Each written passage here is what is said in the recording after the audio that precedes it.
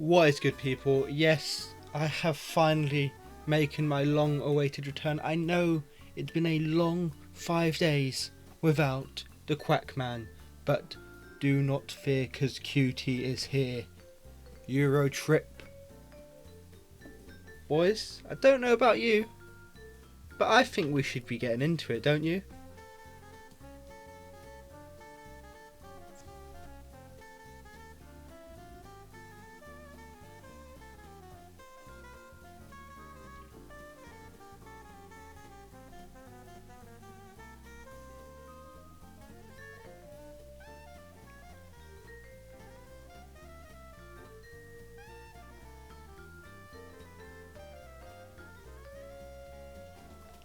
Yes, boys and girls, Patrick Bamford has sadly not recovered from that debilitating injury he suffered in the last episode.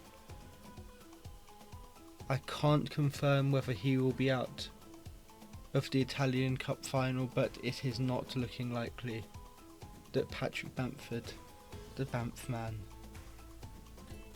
will be involved with the Coppa Italia final. And to make matters worse, that final will be played against Sassuolo. If you don't know about me and Sassuolo, first we'll get to know, but I have failed to beat them in 3 games so far, including dropping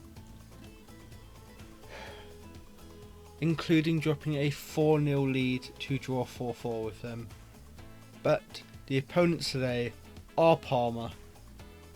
The boys just 3 points away from top of the league, and it is moments like this that are going to get us. Montano, Lewis, I don't remember your name because, to be honest, if you're not Kwame or Bamford or as shit as Kevin Fritzen, you're kind of hard to remember. But Montano leaving that keeper feeling awfully salty with a beautiful chip, leaving him rooted in the middle of his net. The game now in the palm of my hands. I know. Just a picture of hilarity. Louis Montano, I actually remembered his name. Here comes Kwame, the man, the myth, the bellend. But we keep coming. We may be Bamfordless, but we are not hopeless. Parma, though, finally get a chance of use for Paulson.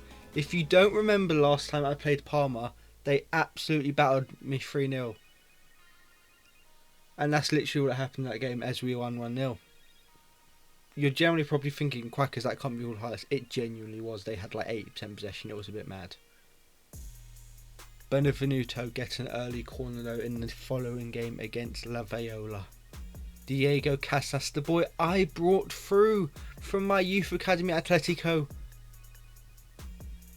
Rios not filling us with confidence. Another youngster I've brought through. I am being called the prospect whisperer.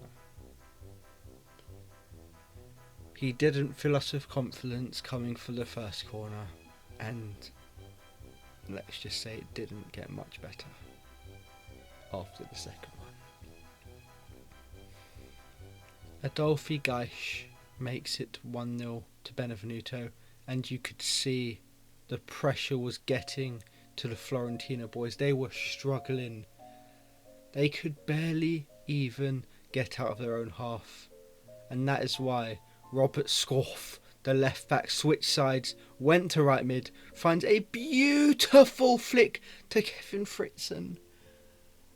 But Fritzen, as always, is just a big pile of dog feces and is unable to put the final ball in. Jamal Musiala not able to get the ball down, and it's looking like this could be the hiccup that the old lady fans in Turin have been looking for.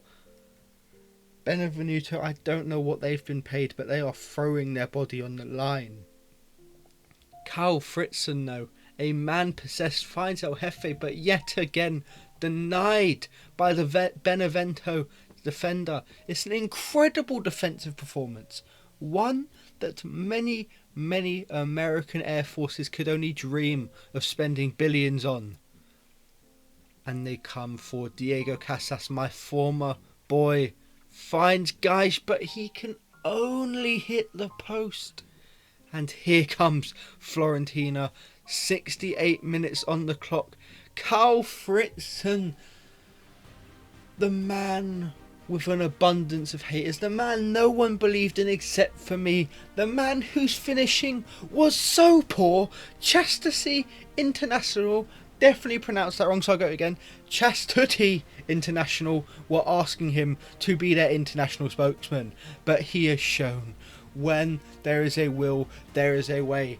All of you incels, you boys who can't speak to a girl, there is hope.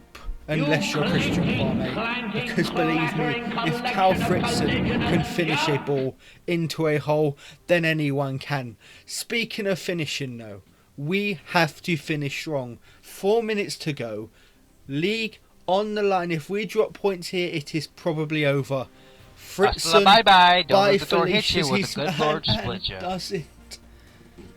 Just like London buses. You wait for one and two come at once. Cal Fritzen, yes, he is so good. I'm actually pronouncing his name. The son of Zlatan. The man who has been living in Ypres, oversized, hook no shadow for so long, stands atop his throne as the new Viking Lord of Florentina.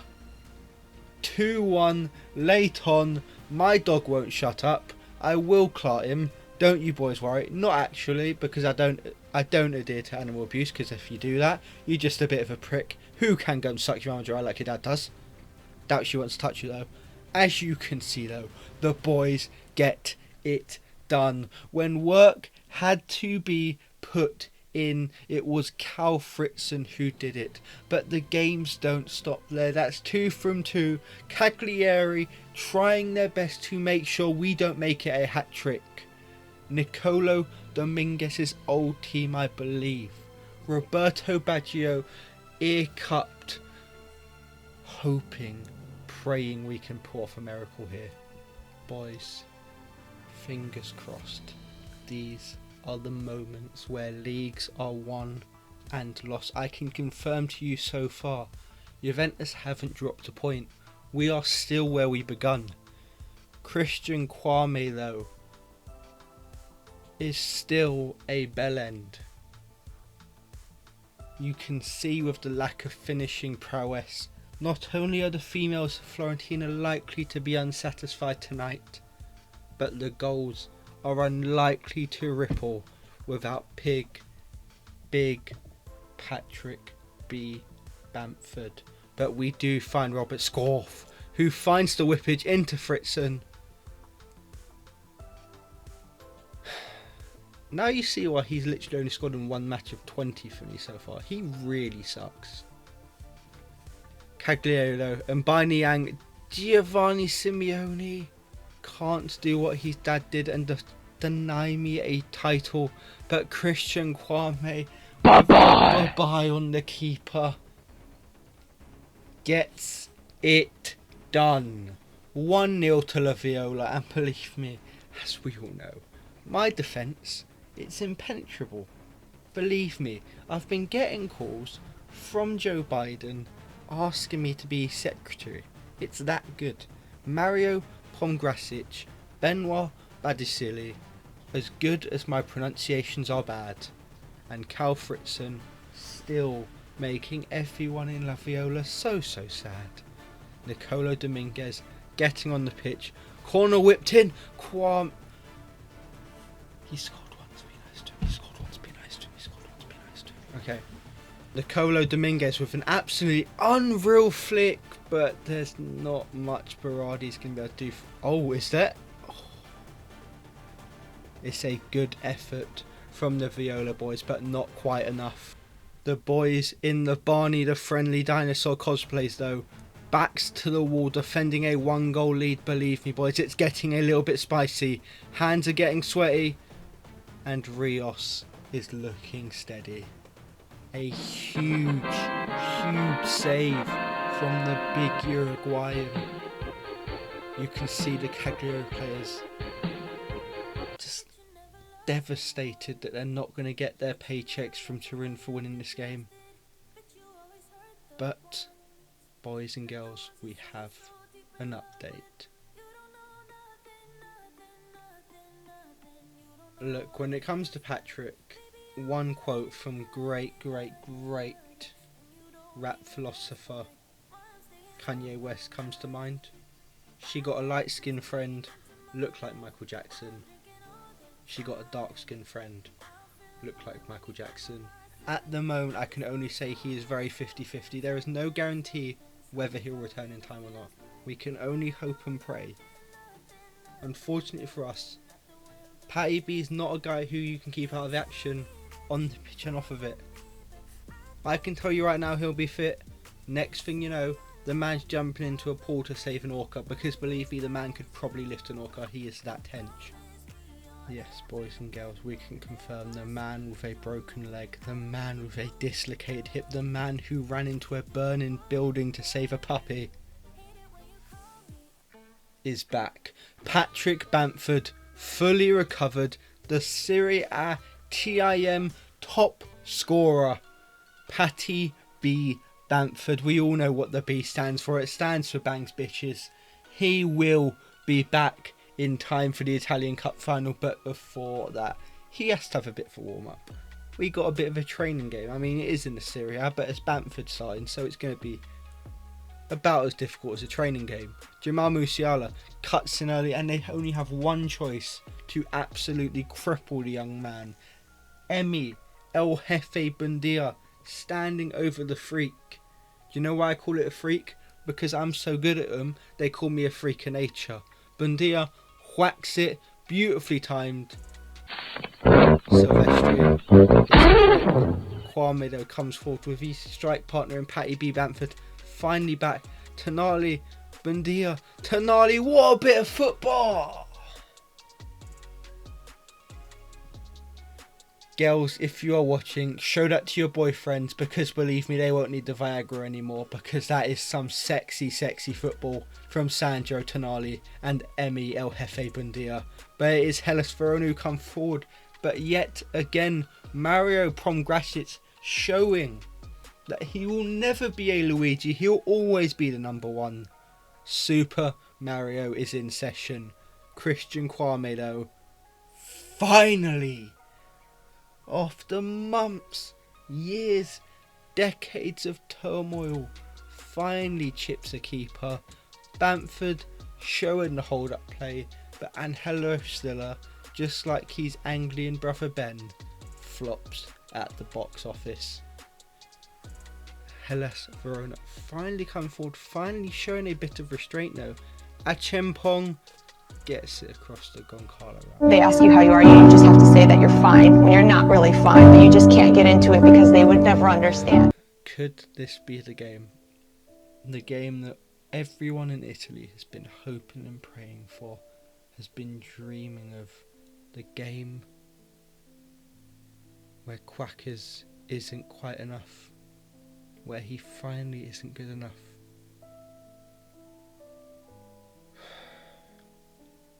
Hellas Verona treating me like my father and leaving me in the dust. But boys and girls, we have one man, we have one hope, and it is Patrick Bamford. Okay, maybe not that time, but you know, he's just warming up. Jamal Musiala though, the English, German, every other buttfuck national, showing why no one can really decide whether they want him or not. But Kwame finds Bamford. And big Pat. I'm going to say it one last time. Pigs are going to be crying tonight, because the Tories are going to be flying. Because just like David Cameron, Hellas Verona are being treated like lower class citizens underneath the Tory regime and being absolutely shat on. No, that didn't make any sense to me. Just focus on the fact he scored in the 69th minutes, you immature butt fucks. Fiorentina, Verona, 2-1. Can we confirm it is Poi Larola? That rhymes with Varola. I don't know where I'm going with this, but I'm excited because Christian Kwame is on a roller. Bundia, Tonali, Kwame, Stiller, Bamford, Larola, Pomgresic, Lafont, Rios. You boys deserve a party. Maybe it won't be enough, but the fight, the blood, the sweat, the passion for the Florentina football universe.